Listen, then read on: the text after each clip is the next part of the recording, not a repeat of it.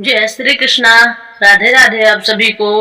आज हम योगिनी एकादशी की पावन व्रत कथा सुनेंगे। आप सभी भगवान श्री हरि का स्मरण करते हुए एकादशी की कथा सुने। एक समय युधिष्ठिर महाराज ने वासुदेव से पूछा, हे वासुदेव, आषाढ़ मास के कृष्ण पक्ष में आने वाली एकादशी का क्या नाम है और उसका क्या महत्व है? कृपया उसका वर्णन कीजिए।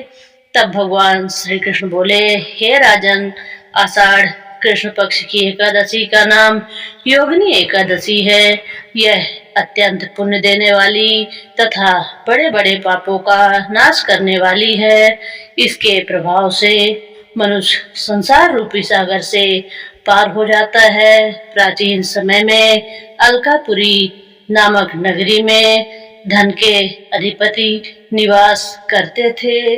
वे भगवान के परम भक्त थे और प्रतिदिन बड़े विधि विधान से उनकी पूजा किया करते थे। कुबेर के पास हेममाली नाम का एक यक्ष सेवक था। उसका कार्य प्रतिदिन मानसरोवर से सुंदर पुष्प लाकर भगवान शिव की पूजा के लिए प्रस्तुत करना होता था। हेममाली की पत्नी का नाम विशालाक्षी था। वह अत्यंत सुंदर थी।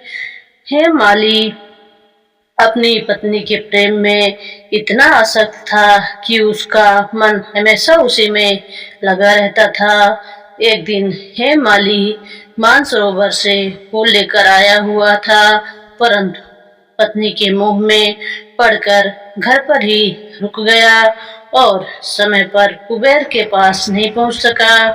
उधर कुबेर भगवान शिव की पूजा के लिए पुष्पों की प्रतीक्षा कर रहे थे। तब जब बहुत समय बीत गया तो उन्होंने क्रोधित होकर सेवकों से पूछा, हे माली, अभी तक क्यों नहीं आया?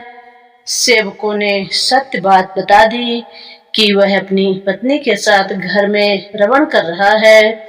यह सुनकर कुबेर अत्यंत क्रोधित हो गए। उन्होंने हेममाली को तुरंत बुलवाया।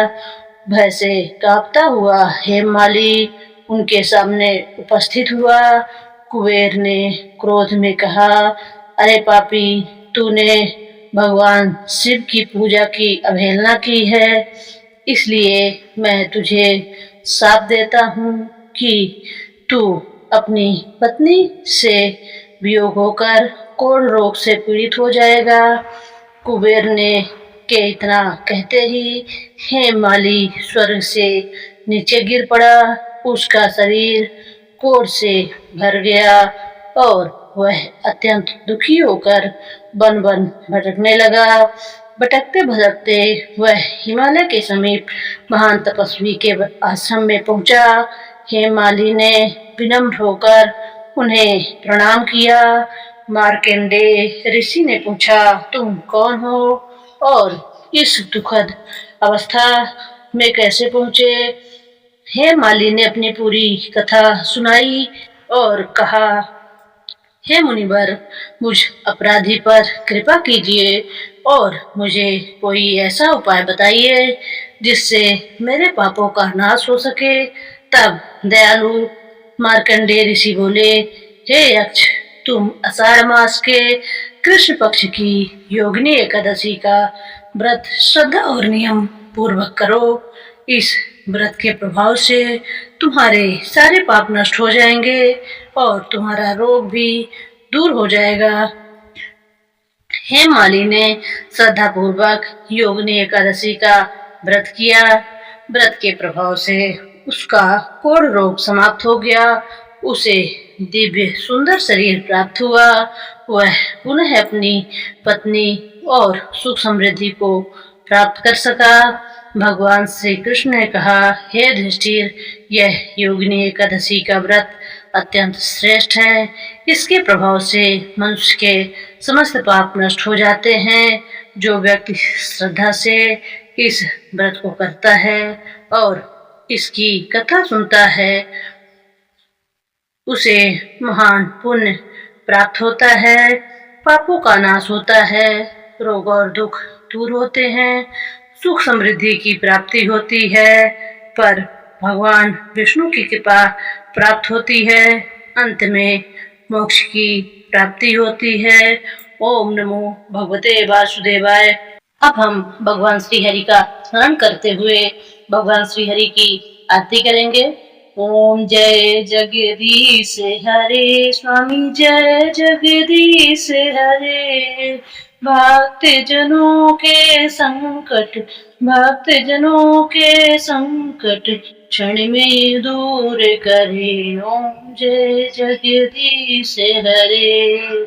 जो ध्यावे फल पावे, दुख बिन से मन का स्वामी, दुख बिन से मन का। सुख संपत्ति घर आवे, सुख संपत्ति घर आवे, काष्ट मिटे तन का। ओम जय जगदीश हरे। माते पिता तुम मेरे, शरण गहूँ में किसकी स्वामी, शरण गहूँ में किसकी। तुम बिन और न दूजा, तुम बिन और न दूजा, आस करूँ मैं जिसकी। ओम जय जगदीश हरे। तुम पूर्ण परमात्मा, तुम अंतर्यामी स्वामी, तुम अंतर्यामी। पारे ब्रह्म है परमेश्वर, पारे ब्रह्म है परमेश्वर, तुम सबके स्वामी। ओम जय जगदीश हरे। तुम करुणा के सागर, तुम पालन करता स्वामी, तुम पालन करता। मैं मूरख खल कामी, मैं मूरख खल कामी, कृपा करो भरता। ओम जय शिव, ओम जय जगदीश हरे। तुम हो एक अगोचर, सबके प्राणपति स्वामी, सबके प्राणपति। किस विधि मिलूं दया में, किस विधि मिलूं दया में, तुमको मैं कुमति। ओम जय जगदीश हरे। दीन बंधु दुख हरता, ठाकुर तुम मेरे स्वामी, ठाकुर तुम मेरे। अपने हाथ उठाओ, अपने हाथ उठाओ, द्वार पड़ा मैं तेरे। ओम जय जगदीश हरे। विषय विकार मिटाओ, पाप हरो देवा स्वामी, पाप हरो देवा। श्रद्धा भक्ति बढ़ाओ, संतन की सेवा। ओम जय जगदीश हरे। ओम जय जगदीश हरे। ओम जय जगदीश हरे। भक्त जनों के संकट क्षण में दूर करे।